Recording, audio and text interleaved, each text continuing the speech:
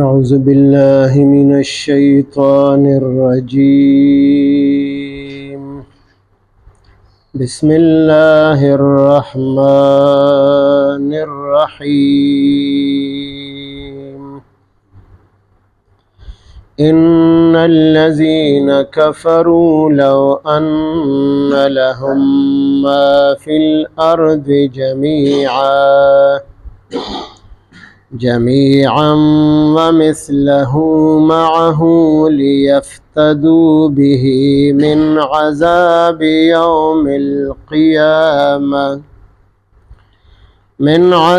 يوم القيامة ما تقبل منهم ولهم عذاب أليم. يريدون أن يخرجوا من النار وما هم بخارجين منها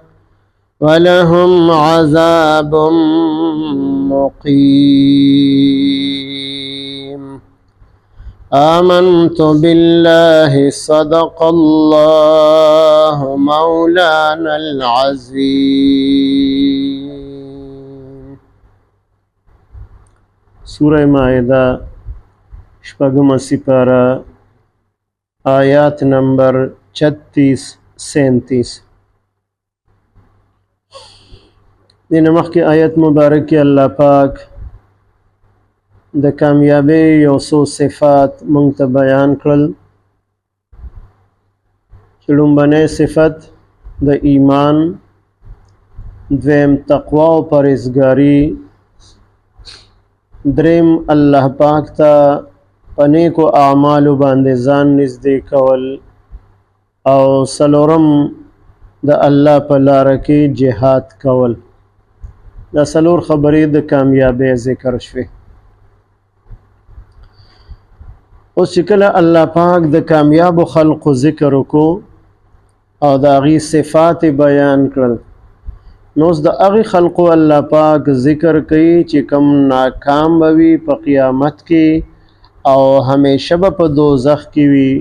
د دوزخ نه به د وتلو د هغې څه گنجایش بالکل نه وي. چې هغه کافران دي، د چا خاتمه په کفر باندې، په شرک باندې، په منافقت باندې شوې ده، نو دی همیشه د پاره دوزخي دی. بیا د فدیې او د مالی تاوان ذکر کړی دی. چې دنیا کې خو یو انسان جرم وکړي، عدالت په جرمانه ولګي، مالی تاوان په مقرر کی او دغه شان دی دغه سزا برداشت کی، هغه تاوان ورکی او د آزاد شي. او آخرت کې مالی تاوان، جرمانه، فدیه هغه به نه قبلیږي. او دلته د فدیې یو ډیر لوی مقدار ذکر کړی دی چې په دې ځمکه کې څومره خزانې دي، یا د ځمکې د پاسه سدي، د شمال نه تر جنوبه پورې، د مشرق نه تر مغربه پورې، دا ټول د یو کس سره وي. په قیامت کې اول خو به نه وي، خو بالفرض که د یو کس سره د دنیا دا ټول خزانې او دا ټول څیزونه وي، او د هغې برابر ور سره نور یعنې د دې په ډبل باندې وي، او دی په فدیه کې ورکول غواړي چې دا هر څه ورکومه او چې د الله د عذاب نه پې بچ شمه، نو دا به ترې نه قبول نه کړی شي. د الله د عذاب نه د کافرانو دپاره بچ کېدل بالکل نشته دی. دردناک عذابونه به ورته ورکولی شي، او که د دوزخ نه د وتلو اراده هم کوي، کوشش به کوي چې موږ وځو د دوزخ نه، فرشتې به ورله دیکې ورکوي او واپس به جهنم ته غورځوي، نو د دوزخ د اور نه به بهر وتلی نشي. او که هر څومره چغې وهي او فریاد کوي، نو څوک به پې رحم نه کوي، نه به پې الله پاک رحم کوي، ځکه د رحم قابل نه دی. نه به د الله پاک فرشتي په دې باندې سره رحم وکړي چې دې سره څه ګزاره وکړي، په عذاب کې اساني ورته پیدا کړي، د دې اجازت به هم نه وي.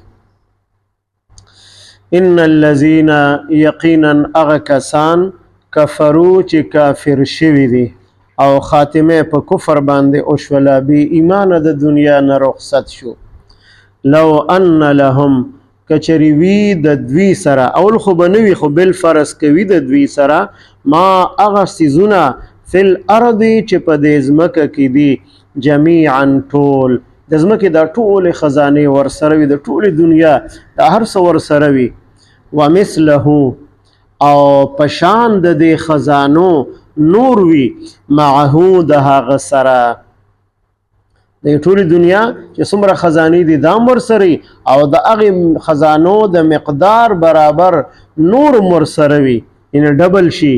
او دی بیا په فدیه کې ورکول غواړي لیفتدو به د پاره د دې چې دی فدیه کې ورکي دا ټول څیزونه چې د ځمکې دا ټولې خزانې او د هغې برابر نور هم ورسره وي نو چې دغه فدیه کې ورکول غواړي من عذاب یوم القیامت د عذاب د ورځې د قیامت نه د بچ کېدلو دپاره چې د الله د عذاب نه بچ شو د خزانې ټولې ورکو ناول خو به انسان سره وینو که یو معمولي غونده کې ګوتما د انسان په ګوته باندې وي او مړ شي د ټولو نه مخکې وارثان راځي هغه ترې نه لرې کوي او ورسره نه پرېږدي نو څه به ویم نه خو که بالفرض وي بیا به هم نه قبلیږي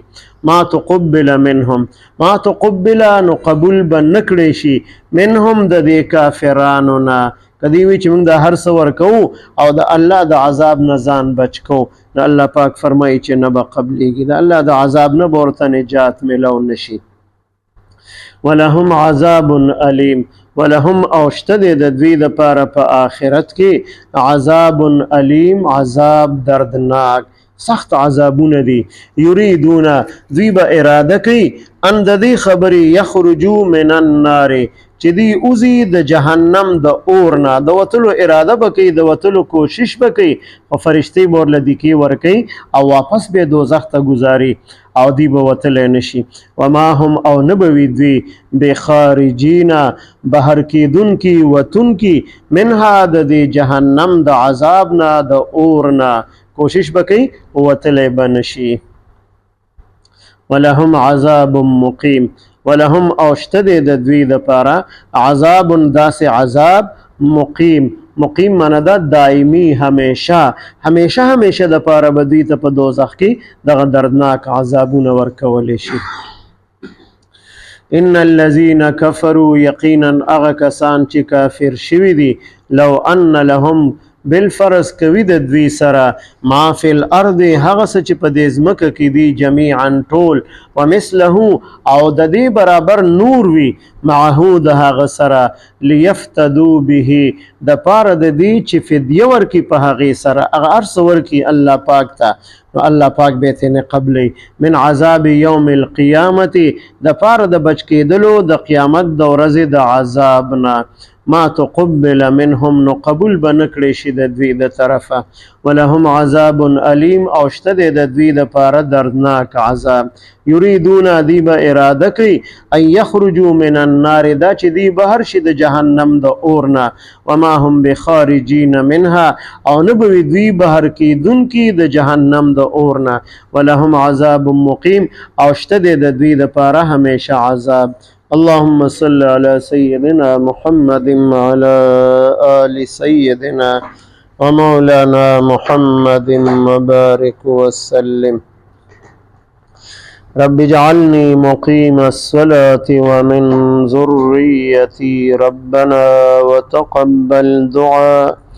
ربنا اغفر لي ولوالدي وللمؤمنين يوم يقوم الحساب ربنا اغفر لنا ولإخواننا الذين سبقونا بالإيمان ولا تجعل في قلوبنا غلا للذين آمنوا ربنا إنك رؤوف رحيم